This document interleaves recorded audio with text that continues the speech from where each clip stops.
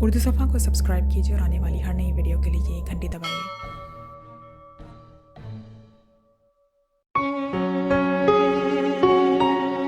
Great Expectations by Charles Dickens۔ میں اپنی امی، ابو اور 5 چھوٹے بھائیوں سے ملنے آیا، چرچ کے قبرستان میں جہاں وہ سب دفن تھے۔ وہاں کا ماحول خوفناک تھا، آسمان کے بادلوں کی وجہ سے اندھیرا، چرچ کے پیچھے موجود سیاہ رنگ کا دور تک پھیلا ہوا دلدلی علاقہ، مکمل خاموشی۔ میرے امی ابو اور ان کے گرد 5 چھوٹی چھوٹی میرے بھائیوں کی قبریں۔ دل خوف زدہ ہوا اور میں رونے لگا۔ اسی وقت قبروں کے درمیان سے ایک شخص نے مجھے سختی سے پکڑ لیا۔ چھوٹے شیطان، اپنی آواز بند کرو ورنہ اپنا گلا کٹوا لوگے مجھ سے۔ اس شخص کی حالت بے حد خراب تھی، پھٹے پرانے کپڑے جن پر کیچڑ لگی تھی، دہشت زدہ کرنے والی آنکھیں، کانپتا ہوا جسم، چہرے پر سختی۔ میں گلا کٹنے کے خوف سے ڈر کر بولا، مجھے چھوڑ دیں، مجھے نہ ماریں۔ تیرا نام کیا ہے؟ جناب، میں پپ ہوں۔ اس نے مجھے پکڑ کر الٹا کیا اور جیبوں میں ہاتھ ڈالا جہاں سے صرف ڈبل روٹی کا ایک ٹکڑا ملا جو اس نے بے صبری سے کھا لیا۔ مجھ سے ڈر کتے، میں سوچ رہا ہوں تیرے گال جو موٹے تازے ہیں انہیں کھا جاؤں۔ میں نے اس قبر کے پتھر کو جہاں بیٹھا تھا سختی سے پکڑ لیا تاکہ وہ آدمی میرے گال نہ کھا سکے، اور اس آدمی سے کہا کہ مجھے چھوڑ دے۔ ماں کدھر ہے تیری؟ وہاں، میں نے قبر کی طرف اشارہ کیا۔ اوہو، تمہارے ابو بھی مر چکے ہیں شاید۔ ہاں۔ اس نے دل میں ہمدردی محسوس کی اور بولا، میرے دل میں ابھی خیال آیا ہے کہ ہم دونوں ایک ساتھ رہ سکتے ہیں۔ خیر، تم کس کے ساتھ رہتے ہو؟ اپنی بہن کے ساتھ، وہ جو کی بیوی ہیں۔ وہ لوہار ہے۔ لوہار؟ اس کی آنکھیں میری آنکھوں کو اور میری خوفزدہ آنکھیں اس کی آنکھوں کو دیکھ رہی تھیں۔ وہ لوہار ہے تو تم جانتے ہوں گے میرے پیر کی زنجیر کو کس سے کاٹا جا سکتا ہے۔ مجھے یہ چیزیں تم لا کر دو گے۔ اس نے مجھے جھٹکے دیے۔ خبردار، کسی کو نہیں بتانا تم نے مجھے دیکھا ہے۔ بس کل صبح یہ چیزیں مجھے ملنی چاہیے۔ میرے پاس طاقت ہے کہ تمہارا دل اور جگر نکال لوں، انہیں پکا کر کھا جاؤں۔ ایک شخص جو ہماری باتیں سن رہا ہے اسے ہر چیز کا علم بھی ہو جاتا ہے، اور تمہارا دل اور جگر بھی اس کے ہاتھ میں ہے۔ تم کمرے کو بند کر لو گے تو وہ پھر بھی تم تک پہنچ جائے گا اور دل اور جگر نکال لے گا، مگر میں نے اسے ایسا کرنے سے منع کیا ہوا ہے۔ بتاؤ، کیا تم میرا حکم مانو گے؟ ہاں ہاں جناب، بالکل۔ لوہا کاٹنے کا سامان بھی اور کھانا بھی۔ کل صبح میں یہاں دوبارہ موجود ہوں گا۔ میں خوفزدہ تھا اور چاہتا تھا کہ وہ شخص خوش ہو کر مجھے چھوڑ دے۔ اس نے سردی سے بچنے کے لیے ہاتھ جسم کے گرد جمائے اور قبروں کے درمیان غائب ہو گیا۔ ماحول بے حد خوفناک تھا تو میں گھر کی جانب بھاگا جہاں ایک اور پریشانی میری منتظر تھی، پیارا جو میرا انتظار کر رہا تھا۔ اچھے پپ، تمہاری بہن بہت غصے میں ہے، بہت مرتبہ تمہارا پوچھا، پھر غصہ بڑھا تو تمہیں ڈھونڈنے باہر چلی گئیں۔ جو اور مجھ میں بہت قریبی تعلق تھا، گہری محبت۔ وہ بہت خوبصورت تھا، صحت مند، سفید چہرے پر نیلی آنکھیں، خوبصورت بال، بہت خوش مزاج، طاقتور مگر بے وقوف۔ عمر بھی زیادہ نہ تھی، جبکہ میری بہن مسز جو مجھ سے 20 سال بڑی تھی۔ بال اور آنکھیں تو ان کی کالی تھیں مگر منہ بہت ہی زیادہ سرخ، لمبا قد، چڑچڑی اور سخت مزاج۔ ہر وقت ایک ایپرن ان کے ساتھ موجود ہوتا۔ نہ جانے کیوں اسے اتنا پسند کرتیں۔ انہوں نے مشہور کر رکھا تھا کہ وہ میری بہترین پرورش کر رہی ہیں، جبکہ مجھے لگتا کہ وہ جو اور میری دونوں کی پرورش کر رہی ہیں، کیونکہ میرے ساتھ جو کی بھی شامت آتی تھی۔ جو نے مجھے دروازے کے پیچھے چھپنے کے لیے کہا مگر مسز جو مجھے دیکھ چکی تھی۔ بندر کے بچے، میرا خون کھول رہا ہے، کہاں تھے تم؟ جلدی بتا دو ورنہ میں کسی کی پرواہ نہیں کروں گی، نہ تمہاری نہ جو کی، سب کے مزاج ٹھیک کر دوں گی۔ مجھے مار پڑ رہی تھی مگر جو مجھے بچاتا رہا اور وہ تھک ہار کر بیٹھ گئی۔ جو اگرچہ بہت صحت مند تھا مگر اپنی بیوی سے وہ بھی خوفزدہ رہتا۔ شادی میں شاید مرضی بھی میری بہن ہی کی تھی۔ جو جیسا خوش مزاج کیسے ایسی تیز مزاج عورت سے محبت کی شادی کر سکتا تھا؟ مسز جو نے میز پر کھانا لگایا تو مجھے اس شخص کا خیال آ گیا۔ میں نے تو اس کے لیے کھانا اور اس کے پیر کی زنجیر کاٹنے کا سامان بھی حاصل کرنا تھا۔ اپنے حصے کا کھانا بہت بھوک ہونے کے باوجود چھپا لیا۔ توپ چلنے کی آواز آئی۔ یہ کیا تھا؟ میں بولا۔ جب قیدی بھاگ جاتے ہیں تو ان کے فرار کی اطلاع دی جاتی ہے توپ چلا کر۔ کل بھی ایسا ہی ہوا تھا، آج بھی کوئی بھاگا ہے۔ میں نے اس بارے میں مزید پوچھا تو مسز جو غصے میں آ گئی۔ ہر وقت یہ لڑکا بولتا رہتا ہے، سوال پر سوال کیے جاتا ہے، ایک کے بعد ایک درجن۔ وہاں جو پہاڑیاں ہیں ان کے پیچھے دلدل کے علاقے میں جہازوں میں قیدی رکھے جاتے ہیں، اور قیدی اس لیے قید کیے جاتے ہیں کیونکہ وہ برے کام کرتے ہیں، ان سے قتل ہوتے ہیں، چوریاں بھی وہ کرتے ہیں۔ اگر میں جواب نہ دیتی تو لوگ باتیں بناتے کہ بہن نے علم میں اضافہ نہیں کیا، اب بہت ہو چکی، جاؤ اور سو جاؤ۔ میں اندھیرے میں اپنے کمرے تک تو پہنچ گیا مگر مسز جو کے خوفناک الفاظ میرے ذہن میں گونج رہے تھے۔ شدید خوف میں لگتا تھا کہ میں مجرم ہوں۔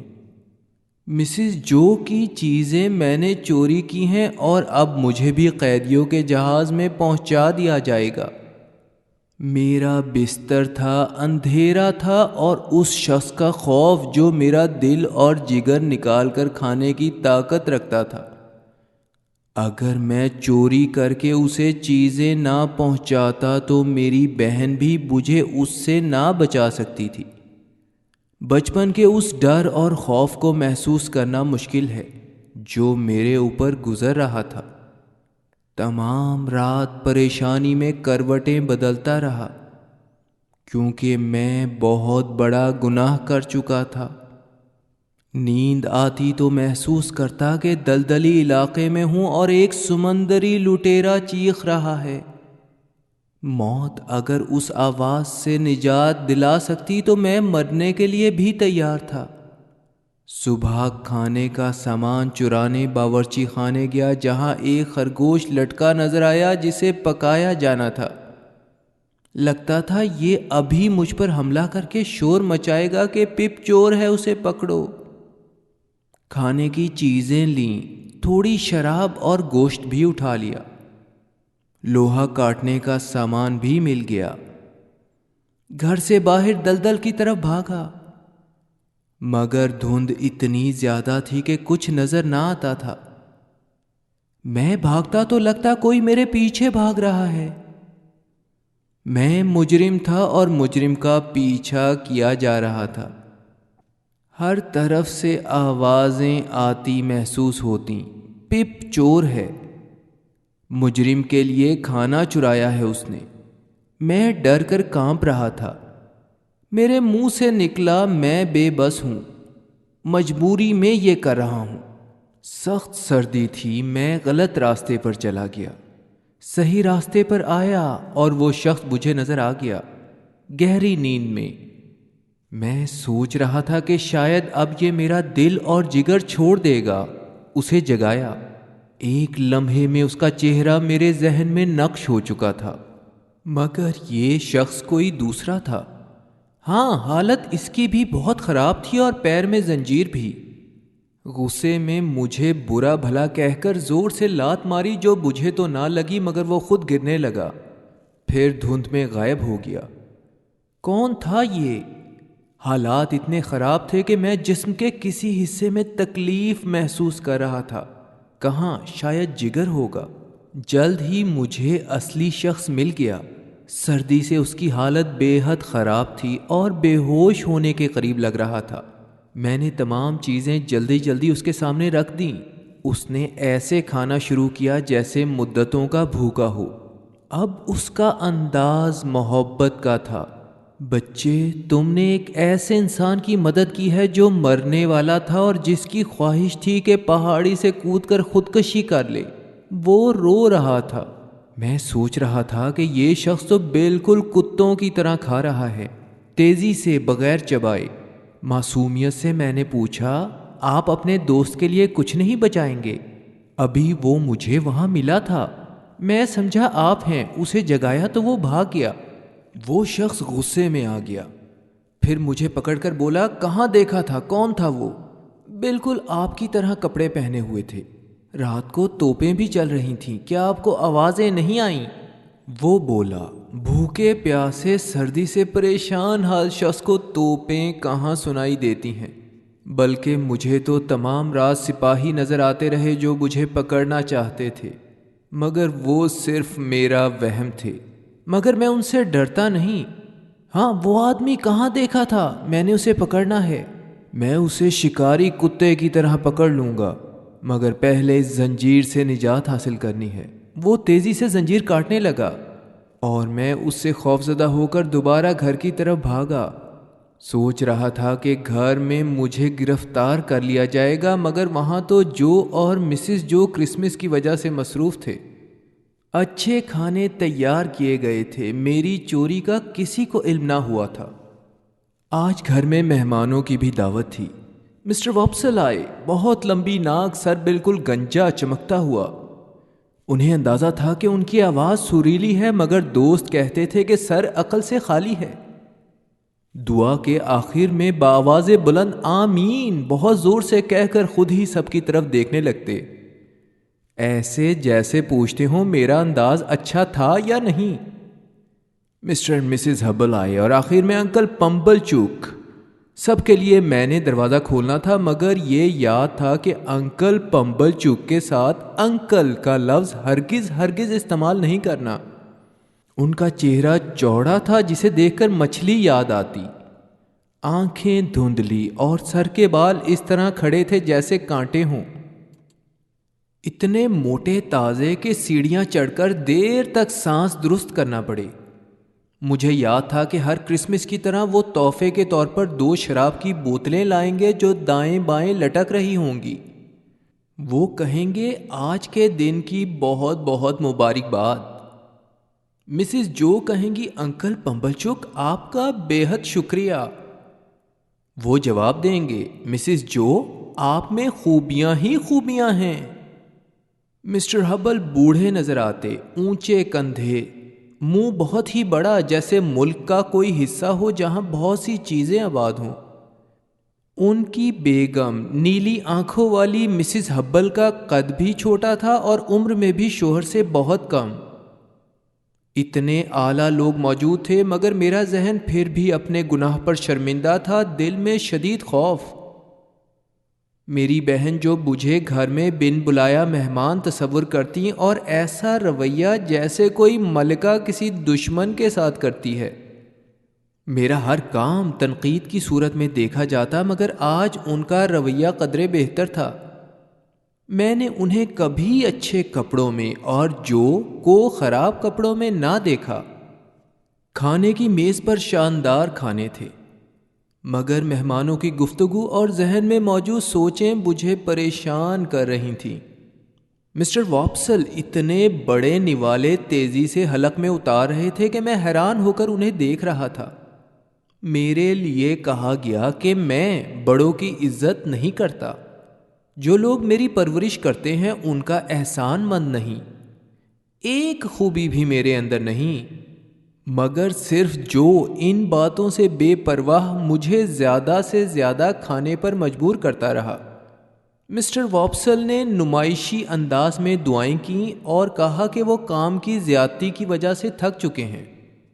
انکل پمبلچک نے ان کی ہاں میں ہاں ملائی اور کہا، اب اس بچے کی عادت پر ہی غور کریں۔ دراصل جو نے بہت سا کھانا میری پلیٹ میں ڈال دیا تھا۔ انکل پمبلچک نے بات جاری رکھی، میری طرف اشارہ کر کے کہا، سور، جیسے یہ میرا دوسرا نام ہو۔ سور بے حد کھاتا ہے، اور اس لڑکے کی پلیٹ میں تو سور سے بھی زیادہ کھانا ہے۔ انہیں اپنی پلیٹ نظر نہیں آ رہی تھی۔ ان کا خیال تھا کہ میرے پیٹ میں کیڑے ہیں یا کوئی جن ہے جو کھانا کھاتا ہے۔ اتنا کھانا کھاؤ گے تو بے حد صحت مند ہو جاؤ گے، موٹے تازے اور قصائی کے ہاتھوں مارے جاؤ گے۔ جو ان باتوں سے بے نیاز مجھے اور کھانے دیتا رہا، اور اس کی بہن وہ تمام کہانیاں جو میرے خلاف جاتی تھیں تفصیل سے دکھ بھرے انداز میں لوگوں کو سنا کر ہمدردیاں حاصل کرتی رہی۔ میری بدقسمتی کہ مسز جو شراب سے سب کی تواضع کرنے کے لیے وہی بوتل وہاں لائیں جو میں مجرم کو دے چکا تھا اور اس میں پانی ڈال دیا تھا۔ انکل نے شراب پی تو حالت خراب ہو گئی۔ بہن نے تیمارداری کی اور خوش کرنے کے لیے گوشت لینے گئیں، وہی گوشت جو میں مجرم کو کھلا چکا تھا۔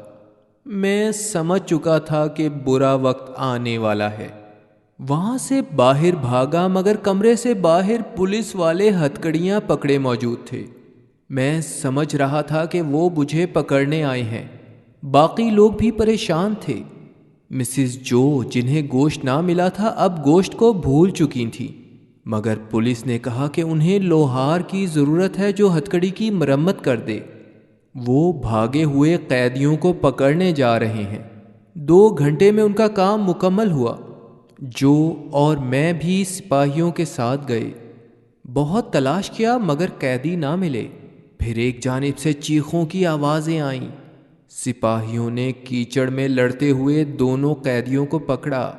ایک وہی تھا جسے میں نے کھانا دیا تھا۔ وہ کہہ رہا تھا، یہ بھاگ رہا تھا، میں نے اسے پکڑا، اپنی ٹانگ آزاد کی اور اسے تلاش کر لیا۔ اسے پکڑنا ہی میرا مقصد تھا۔ دوسرے قیدی کی حالت بے حد خراب تھی اور بار بار کہہ رہا تھا یہ مجھے قتل کرنا چاہتا تھا۔ میری خواہش تھی کہ قیدی کو بتاؤں کہ اسے گرفتار کروانے میں میرا ہاتھ بالکل نہیں۔ قیدی نے مجھے غور سے نہ دیکھا مگر ذہن میں کچھ سوچیں ضرور تھیں۔ پولیس سے کہنے لگا، میں نے لوہار کے گھر سے کھانے پینے کی چیزیں چرائی تھیں۔ میں نہیں چاہتا کسی اور پر یہ الزام لگے۔ جو کہنے لگا، ان چیزوں کی تمہیں ضرورت تھی، تم نے کھا لیا، یہ تو خوشی کی بات ہے۔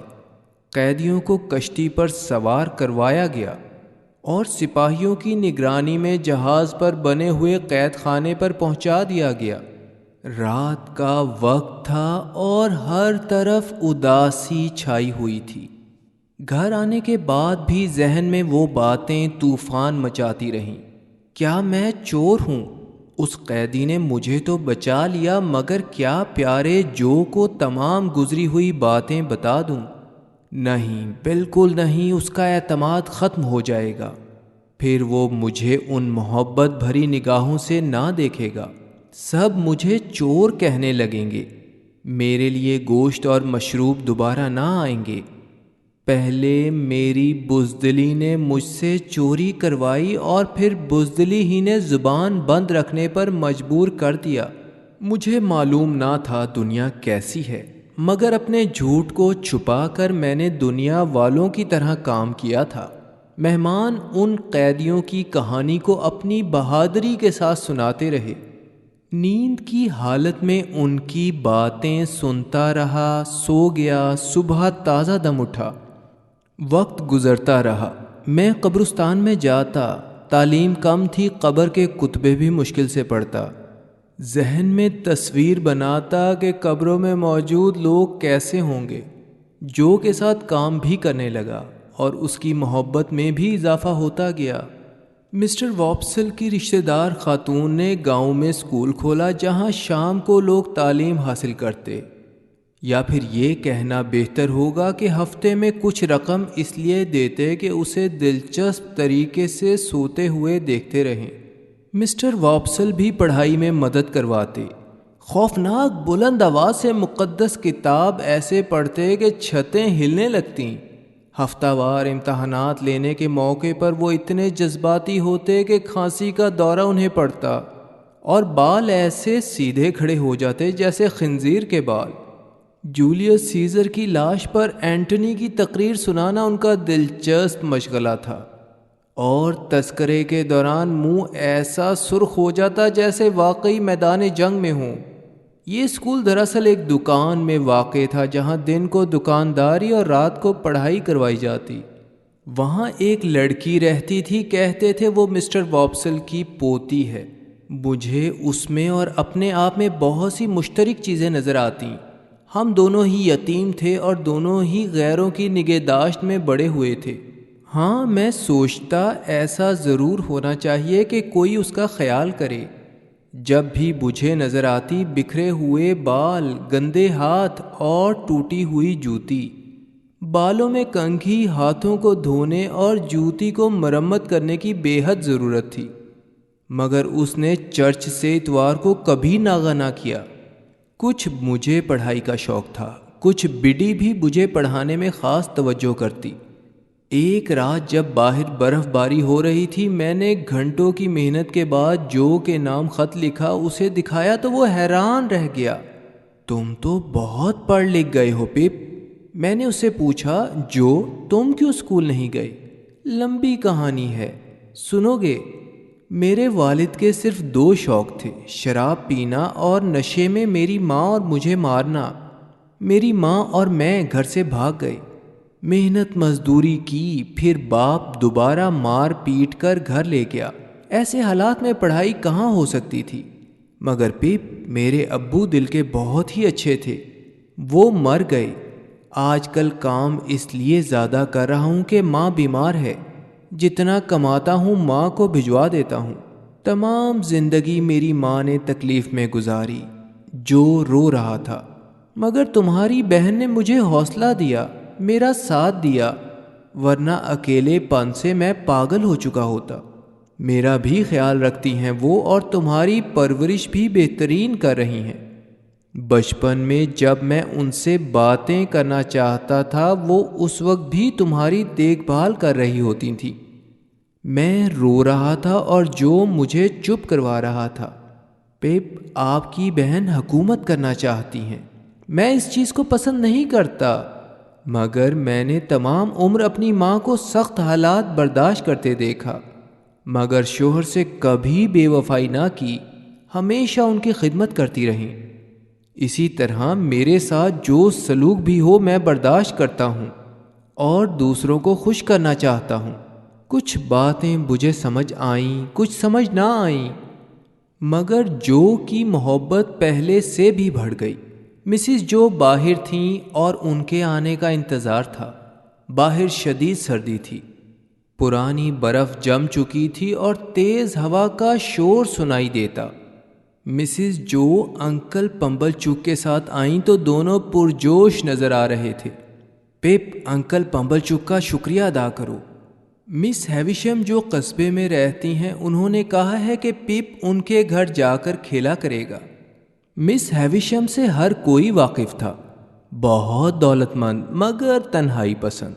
گھر کو چوری اور ڈاکوؤں سے محفوظ بنا دیا گیا تھا، کسی کو وہاں آنے کی اجازت نہ ملتی۔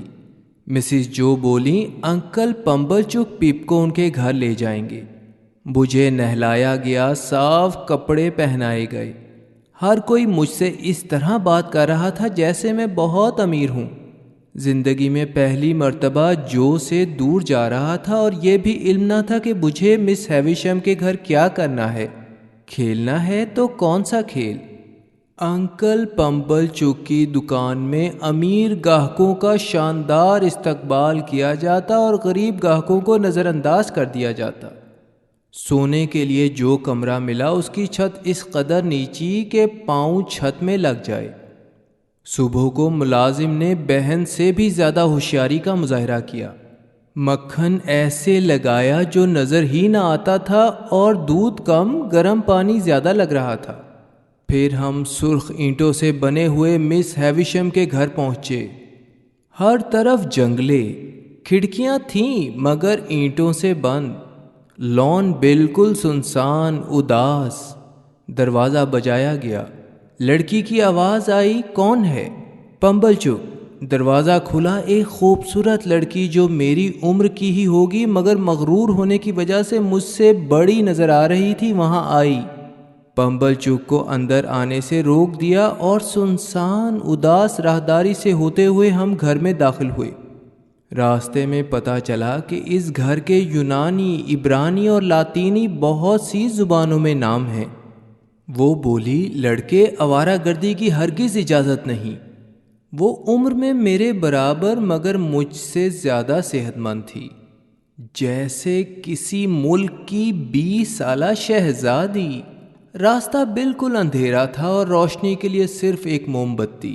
ایک کمرے میں جانے کا کہا۔ میں بولا، مس آپ بھی چلیں۔ فضول باتیں نہ کرو، اس نے غرور سے کہا اور وہاں سے چلی گئی۔ میں نے گھبراتے ہوئے دروازہ بجایا، اندر آنے کا کہا گیا۔ میں ایک بڑے کمرے میں موجود تھا جہاں بہت سی موم بتیاں روشن تھیں۔ سورج کی روشنی کا وہاں تصور بھی ممکن نہ تھا۔ شاید وہ کپڑے بدلنے کا کمرہ تھا۔ ہر چیز ترتیب سے اپنی جگہ موجود تھی۔ ڈریسنگ ٹیبل پر بہت بڑا شیشہ، اور سب سے زیادہ متاثر کرنے والی اس عورت کی شخصیت، ایسی شخصیت جو نہ پہلے دیکھی تھی نہ پھر نظر آنے کی امید تھی۔ وہ آرام کرسی پر بیٹھی تھی، سر جھکا ہوا، ہاتھ میز پر رکھے ہوئے، بہت شاندار قیمتی کپڑے مگر سب سفید، بالکل سفید، سفید جوتے، سر بھی سفید کپڑے سے ڈھکا ہوا، گلے اور ہاتھوں میں قیمتی زیورات۔ میں پریشان تھا، سفید رنگ پھیکا پڑتا نظر آیا۔ محسوس کیا اس کا لباس مرجھا رہا ہے۔ خوبصورت پھول اور ان کی چمک اس عورت کی آنکھوں کی خوفناک گردش کے سامنے بے بس نظر آ رہے تھے۔ محسوس ہوا کہ وہ خوبصورت کپڑے ایک حسین نوجوان لڑکی نے پہنے مگر وہ لڑکی دیکھتے دیکھتے بوڑھی ہوئی، جسم سے ہڈیاں نکل آئیں اور خوبصورتی ختم ہو گئی۔ ہاں، میں نے گرجے میں ایک شخص کی لاش دیکھی تھی، کیسے شاندار کپڑے مگر جسم ایسا ہی۔ میں اس وقت گھبرایا ہوا تھا مگر چیخنے کی ہمت بھی نہ تھی۔ وہ بولی، لڑکے کون ہو؟ کہاں سے آئے ہو؟ میرا نام پپ ہے، انکل پمبل چک نے بھیجا ہے کھیلنے کے لیے۔ میرے قریب آؤ۔ اس کی بالکل کالی آنکھیں مجھے غور سے دیکھ رہی تھی اور میں ان سے بچنا چاہتا تھا۔ گھڑی اور وال کلاک دونوں رکے ہوئے تھے جہاں 9 بجنے میں 20 منٹ تھے۔ مس ہیویشم نے بولنا شروع کیا، ایسی عورت سے کیوں ڈرتے ہو جس نے سورج کو سالوں سے نہیں دیکھا؟ شاید تمہاری پیدائش سے پہلے سے۔ اس نے سینے پر ہاتھ رکھا۔ یہاں کیا چیز ہوتی ہے؟ میڈم، دل ہوتا ہے، ہاں، جو بہت پہلے ٹوٹ چکا ہے۔ ان الفاظ میں غرور بھی تھا، غم بھی اور طنزیہ مسکراہٹ بھی۔ میں تھک چکی ہوں، مرد، عورت، بلکہ تم سب لوگوں سے ہی اکتا چکی ہوں۔ تم کھیلو۔ ایک لڑکا جو اس پراسرار ماحول میں پریشان کھڑا تھا کیسے کھیل سکتا تھا؟ وہ بولی، تم حکم نہ ماننے والے نافرمان لڑکے ہو۔ نہیں میڈم، میں پریشان ہوں۔ مس ہیویشم نے اپنے کپڑوں کی طرف دیکھا، پھر شیشے میں اپنے آپ کو، اور بولی، یہ ماحول اس کے لیے بالکل نیا اور میرے لیے بے حد پرانا ہے۔ جاؤ اور اسٹیلا کو بلا کر یہاں لے آؤ۔ اندھیری راہداری میں سے گزرنا مشکل کام تھا، مگر میں نے ہمت کی۔ اندھیرے راستے سے گزر کر اسٹیلا کو آوازیں دی۔ دور سے روشنی قریب آتی نظر آئی، جیسے ایک ستارہ قریب آ رہا ہو۔ خوبصورت مگر مغرور اسٹیلا وہاں آئی۔ مس ہیویشم نے اسے کہا، تاش کھیلو۔ وہ نفرت اور غرور سے بولی، اس کے ساتھ جو مزدور لگتا ہے۔ اس کا دل ٹوٹ جائے گا اسٹیلا، تاش کھیلو۔ تاش کھیلنا شروع کیا۔ میرے ذہن میں عجیب خیال پیدا ہو رہے تھے۔ مس ہیویشم کے دلہن کے کپڑے ایسے لگے جیسے کفن ہو۔ سفید رنگ کی چیزیں زرد لگنے لگیں۔ وہ ہمیں خاموشی سے کھیلتا دیکھتی رہیں، ایسے جیسے کوئی مردہ لاش بیٹھی ہو۔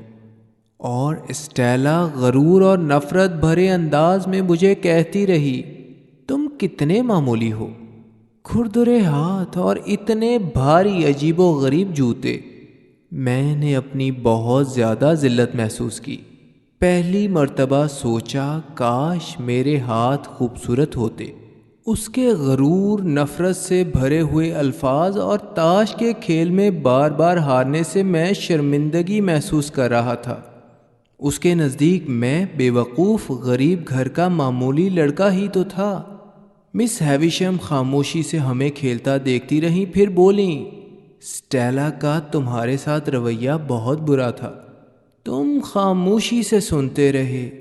مجھے بتاؤ، تم اس کے بارے میں کیا سوچتے ہو؟ میں بولا، نہیں، میں کچھ نہیں کہوں گا۔ ادھر آؤ، میرے کان میں کہہ دو۔ میں نے آہستگی سے ان کے کان میں کہا، یہ تو بہت مغرور ہے۔ ہاں، کچھ اور بہت خوبصورت بھی ہے۔ ہاں، کچھ اور۔ یہ اسٹیلا مجھے ذلیل کرنا چاہتی تھی۔ جب میں نے یہ کہا تو اسٹیلا مجھے حیرانی اور غصے کے ملے جلے تاثرات کے ساتھ دیکھ رہی تھی۔ کچھ اور بھی کہو، میں چاہتا ہوں کہ گھر چلا جاؤں۔ اسٹیلا خوبصورت بھی لگتی ہے اور گھر بھی جانا چاہتے ہو، مگر پہلے کچھ دیر اور کھیلو۔ مس ہیویشم کے چہرے پر مسکراہٹ عجیب شے لگتی تھی، مگر وہ مسکرا رہی تھیں۔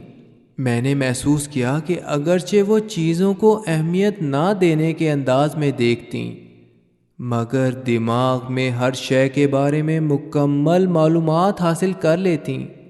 آہستہ آواز میں بولتیں، مگر ایسے جیسے پورا زور لگانا پڑ رہا ہو۔ چہرہ بتا رہا تھا کہ وقت نے ان کے ساتھ برا کیا ہے، جس سے نہ صرف ان کا جسم بلکہ روح بھی زخمی ہے۔ ہم کھیلتے رہے، اسٹیلا جیتتی رہی، میں ہارتا رہا۔ پھر اس نے تمام تاش کے پتے ناراضگی کی حالت میں میز پر ڈال دیے۔ مس ہیویشم بولیں، تم نے دوبارہ کب آنا ہے؟ اس سے پہلے کہ میں کہتا آج بدھ ہے، کہنے لگیں، مجھے کیا معلوم ہفتے میں کتنے دن ہوتے ہیں، سالوں کی بھی پرواہ نہیں۔ Like, comment, share, press the bell icon.